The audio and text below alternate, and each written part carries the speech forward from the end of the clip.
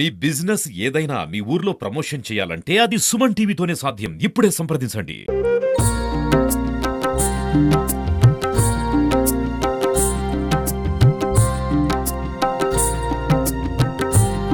ఊరువాడ సీతారామస్వామి లగ్గం మస్తు ఘనంగా జరుగుతుంది. కానీ నిజామాబాద్లో లగ్గంతో పాటు సాయిబాబా జన్మదిన వేడుకలు కూడా అంగరంగ వైభవంగా ఘనంగా జరుగుతున్నాయి. సో ప్రజెంట్ నేను మాధవ నగర్లో దాదాపు 60 సంవత్సరాల పురాతన గుళ్ళు వచ్చిన సో ఇక్కడ వేడుకలు ఎట్లా జరుగుతున్నాయో ఏమేమి ఏర్పాట్లు చేసిరో చూసేద్దాం.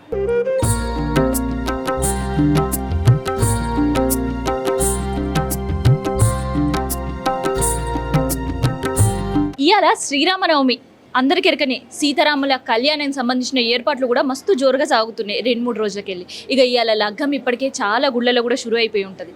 కానీ మా నిజామాబాద్లో సీతారామస్వామి లగ్గంతో పాటు బాబా గుళ్ళు కూడా ఫుల్ క్రౌడ్గా కనిపిస్తున్నాయి.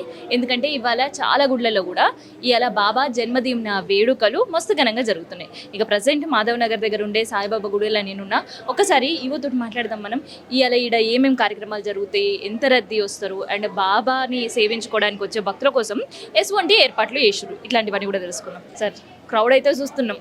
పొద్దుగాల ఎప్పటి నుంచి షురు అయింది? ఈరోజు ఉదయము 5:30 నుండి కాగడా హారతితో ఈరోజు కార్యక్రమాలు ప్రారంభించడం జరిగినది. తదనంతరము అభిషేకం తర్వాత 7 గంటలకు హారతి, మధ్యాహ్నము 7 గంటలకు హారతి, తర్వాత 9:30 గంటలకు స్వామివారి బాబా జన్మదినోత్సవం డోలారోహణ కార్యక్రమము చాలా భక్తుల సమక్షంలో అత్యంత వైభవోపేతంగా నిర్వహించడం జరిగినది.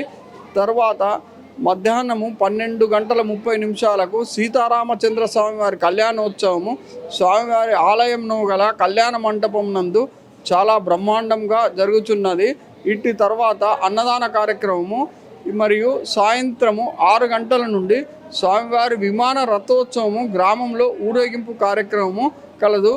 రాత్రి 10 గంటలకు కాగడ హారతితో ఈ యొక్క కార్యక్రమము నిర్వహించుదుము. ఈ యొక్క కార్యక్రమమునకు భక్తుల సౌకర్యార్థము అన్నదానము, బార్గేట్లు, నీటి వసతి, వైద్య వసతి మరియు పూలాలంకరణ, విద్యుత్ దీపాలంకరణ ఏర్పాటు చేయడం జరిగినది.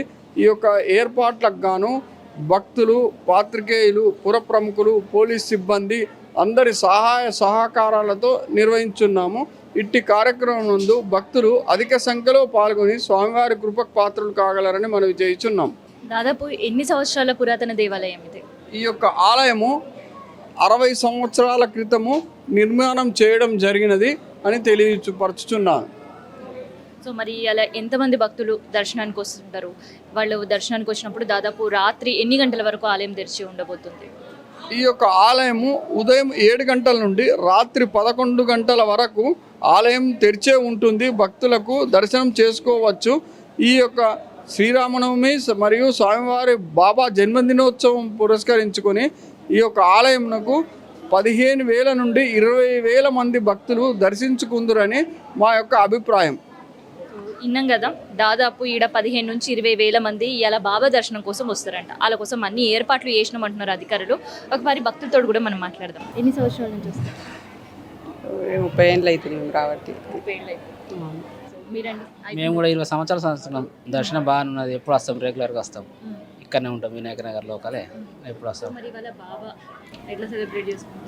సెలబ్రేట్ ఇక్కడికి వచ్చి చూద్దామని, సెలబ్రేట్ చేసుకుందామని, తిరిగిపోదానికి వచ్చినాం ఫ్యామిలీ తోటి. అంతే. ప్రతి గురువారం వచ్చి దర్శనం చేసుకోవడం అట్లాంటివి వస్తాం, మధ్య మధ్యలో వస్తాం. ఎప్పుడు వస్తూనే ఉంటాం. గురువారం వస్తాం రెగ్యులర్గా. ఈరోజు కూడా అందుకొని దర్శనం కోసం వచ్చినాం. బాగానే అనిపిస్తుంది. దర్శనం అయిపోయింది. ప్రత్యేకత ఏంటో తెలుసు? అవును, బర్త్డే బాబా దర్శనం బాగానే. కేశపల్లి ఎట్లా అనిపిస్తుంది ఇక్కడ బాబా? బాగుంది మేడం, బాగుంది. ఎన్ని సంవత్సరాల నుంచి వస్తారు? మేము 30 ఇయర్స్ అవుతుంది. 30 ఇయర్స్ నుంచి ఇదే టెంపుల్. సో మరి మ్యారేజ్ కూడా ఇక్కడనే చేసుకున్నాం. సో ఇది మొత్తానికైతే బాబాని దర్శనం చేసుకోవడానికి వెనకాల రద్దీ చూస్తున్నారుగా, భక్తులు అయితే క్యూ కట్టిర్రు. సో ఆ బాబాని వాళ్ళ దర్శనం చేసుకోవడం, ఇక్కడ గుళ్ళో జరిగే ఉత్సవాల్లో పాల్గొనడం అనేవి ఈ టెంపుల్లో జరుగుతున్నాయి. ఇక చాలా మందికి ఈ టెంపుల్తో చాలా మందికి సెంటిమెంట్స్ అనేవి ఉంటాయి. దాదాపు 60 సంవత్సరాల పురాతన దేవాలయం కాబట్టి బాబా జన్మదిన వేడుకల్లో కావచ్చు, గురు పౌర్ణమి ఉత్సవాల్లో కావచ్చు, ఎన్ని టెంపుల్స్ ఉన్నా ఇక్కడికి వచ్చి దర్శనం చేసుకునే భక్తుల సంఖ్య కూడా ఎక్కువనే చెప్పొచ్చు. సో ఇది బాబా జన్మదిన వేడుకలకు సంబంధించిన ఇన్ఫర్మేషన్. కెమెరా పర్సన్ శివతో నేను మీ కావ్య, సుమన్ టీవీ, నిజామాబాద్ నుండి.